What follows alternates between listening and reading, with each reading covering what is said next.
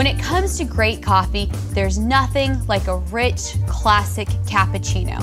And I love to have a cappuccino in the morning, first thing, and it's so much better when you have something rich and sweet like French toast to go along with it.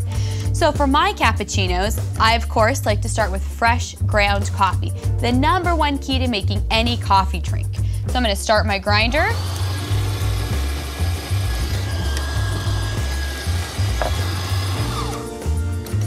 Okay, and I'm going to get my milk going right now.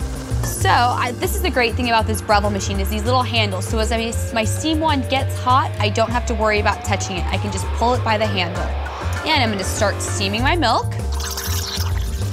So right now I'm just kind of moving my pitcher up and down, letting a little bit of air into the milk. And this is what's going to create our froth. So this is an important step. And you don't want to quite double your milk, but you want it to rise about 1/3 of the way up from where you originally started.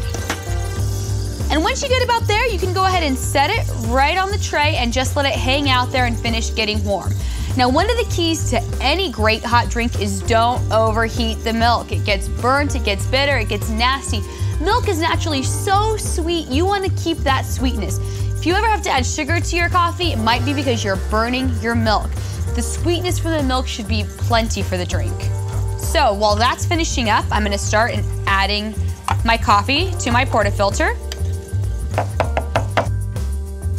So I've got my coffee in and now I'm gonna run my shot.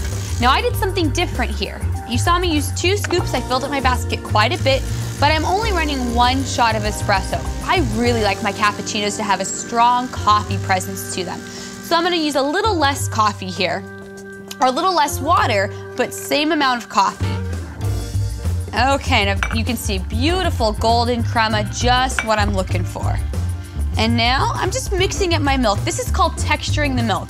And the reason I'm doing this, you can see I've got a nice gloss to my milk, and that's what you want to see on top. You want it to kind of have a sheen about it. And we don't want to see any big bubbles. That's why we steamed our milk first. And we're just gonna pour it on in. And if you're lucky, every once in a while, you can even get a heart.